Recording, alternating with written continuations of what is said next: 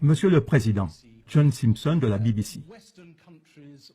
Les pays occidentaux disent presque unanimement qu'il y a une nouvelle guerre froide et ils pensent que c'est vous qui avez décidé de la recommencer.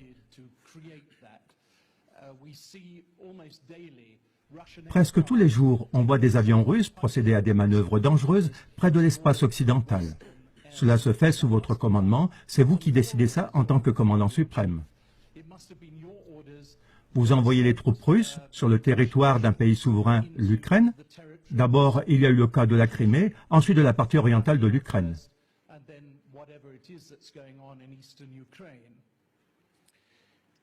Maintenant, vous avez un certain problème avec le cours du rouble.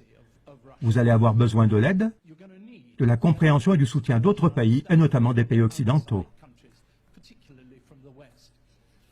Est-ce que vous allez profiter de cette occasion pour dire à l'Occident, si je puis me permettre de poser cette question, que vous ne souhaitez pas une nouvelle guerre froide et que vous allez maintenant faire tout votre possible pour résoudre le problème en Ukraine?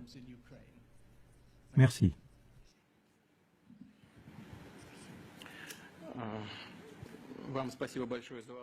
Je vous remercie beaucoup pour votre question.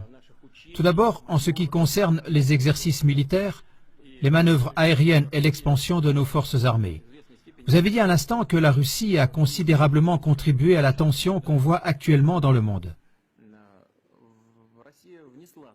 La Russie y a bien évidemment contribué, mais seulement dans l'intention de défendre toujours plus fermement ses intérêts nationaux.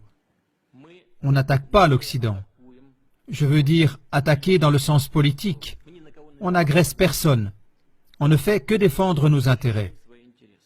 Le mécontentement de nos partenaires occidentaux, notamment des Américains, est lié au simple fait que nous défendons nos intérêts. L'augmentation de la tension n'est pas liée à nos manœuvres militaires ou à d'éventuelles actions menaçantes de notre part dans le domaine de la sécurité. Je m'explique. Vous avez parlé des vols de nos avions de combat, y compris des vols de nos avions stratégiques. Mais est-ce que vous savez qu'au début des années 1990, la Russie a complètement arrêté les vols stratégiques dans les régions éloignées, comme l'Union soviétique le faisait auparavant? Nous les avons complètement arrêtés. Mais pendant ce temps, les avions stratégiques américains ont continué à voler avec des armes nucléaires à bord. Pourquoi? Contre qui? Qui menaçait-il? Nous n'avons pas effectué de vol. Année après année, nos avions n'ont pas volé. Il y a 2 ou 3 ans que nous avons recommencé. Alors, qui est le provocateur? Est-ce que c'est nous? Nous n'avons que 2 bases militaires à l'étranger dans des zones qui représentent un danger terroriste. Au Kirghizistan, la demande a été faite par les autorités kirghizes, par le président de l'époque, Akev, après une incursion de terroristes venus d'Afghanistan. Au Tadjikistan, il y a une base russe qui est aussi sur la frontière avec l'Afghanistan. Je pense que vous avez tous intérêt à ce que la situation reste calme là-bas. La plantation de bases là-bas est bien fondée, compréhensible et adéquate. Les bases militaires américaines, elles, en revanche, sont partout dans le monde. Et vous dites que nous nous comportons agressivement?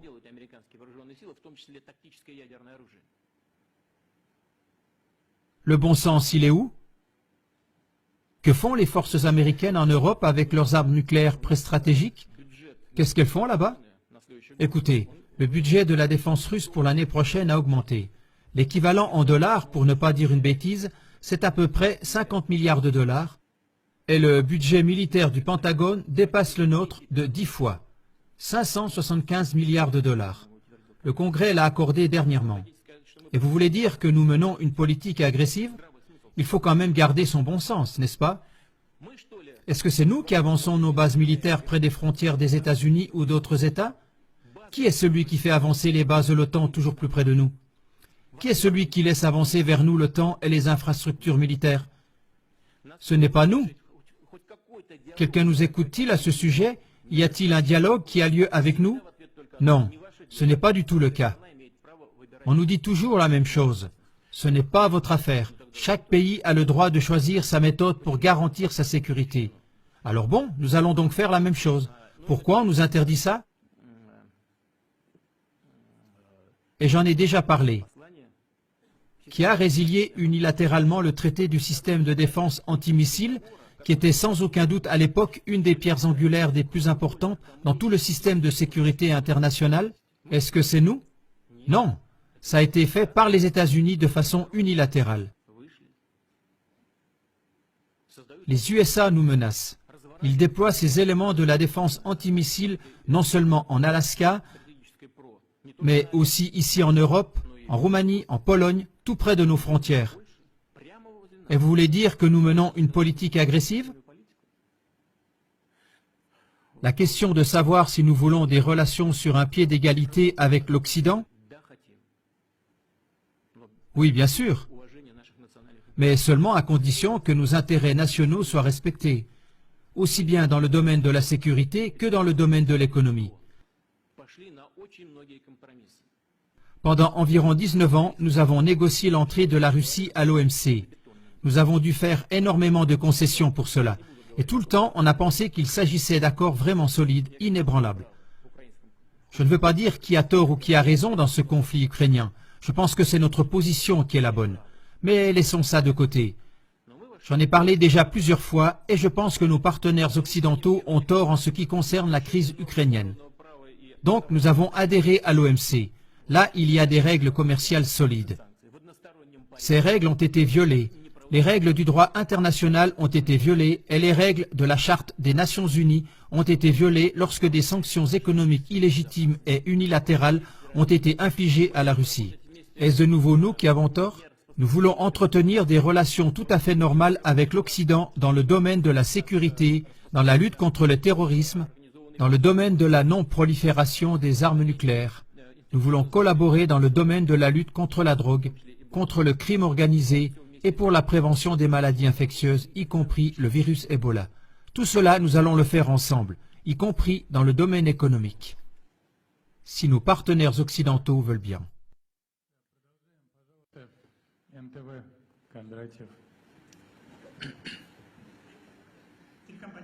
Vladimir Vladimirovitch. Monsieur le Président, 25 ans se sont écoulés depuis la chute du mur de Berlin. Vous avez vous-même été témoin de cet événement quand vous travailliez à l'époque en RDA.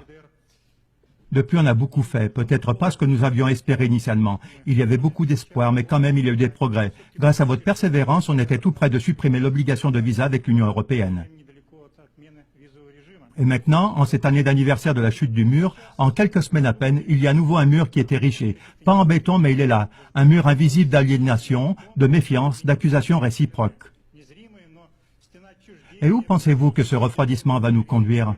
Certains parlent déjà d'une nouvelle guerre froide. Est-ce qu'on va habiter dans des mondes séparés ou bien est-ce qu'on a des possibilités pour reconstituer le dialogue et la coopération?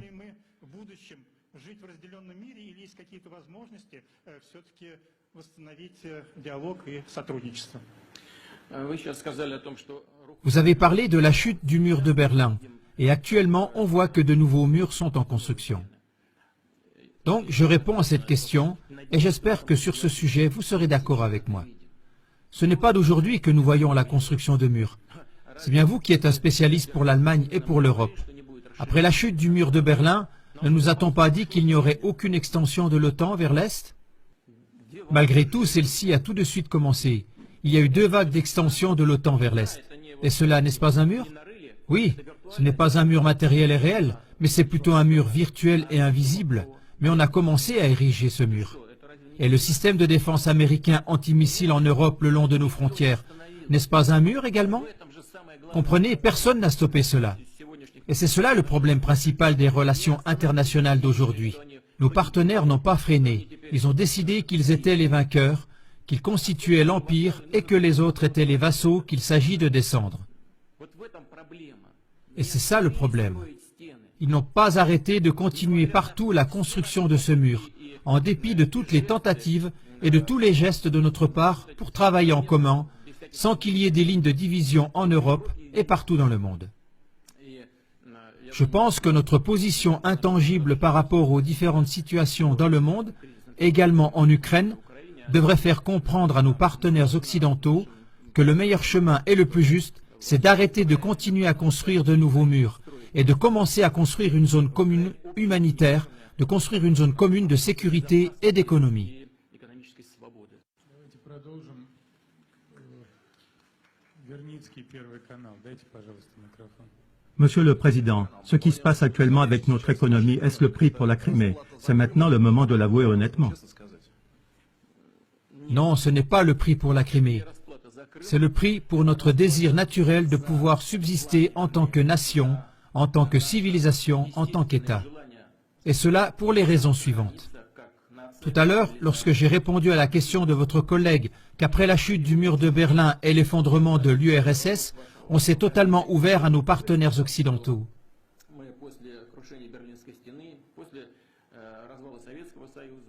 Et qu'est-ce qu'on a pu voir ensuite?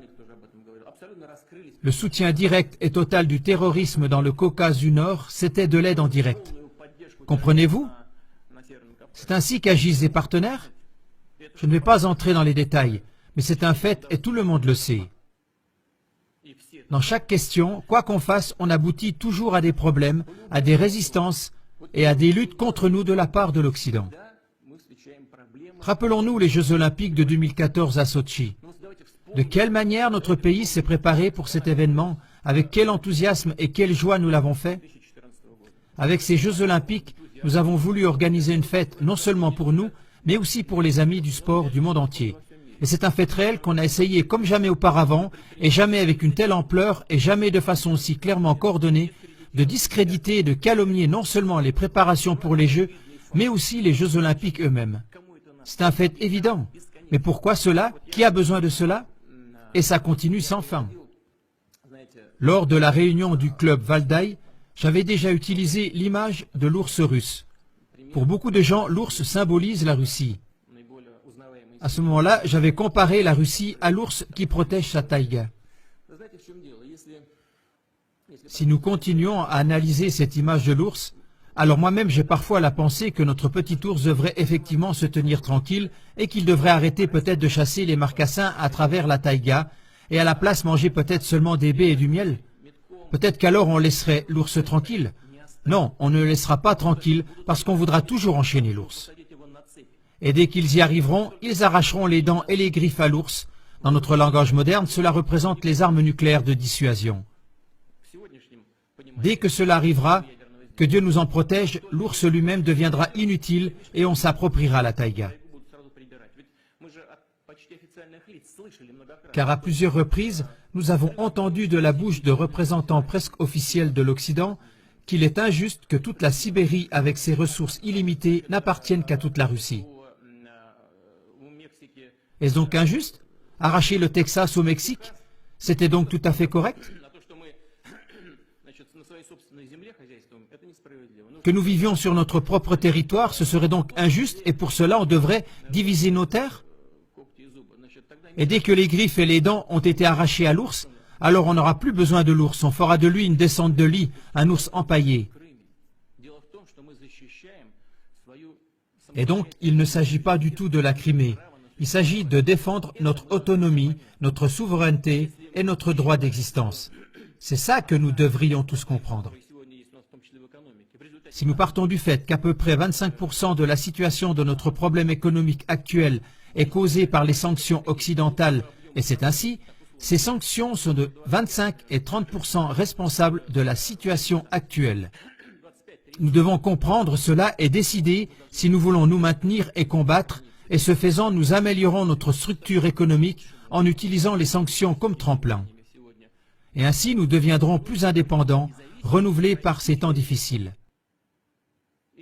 Ou alors, voulons-nous que notre peau d'ours soit accrochée au mur? Voilà le choix devant lequel nous nous trouvons. Et cela n'a rien à voir avec la Crimée.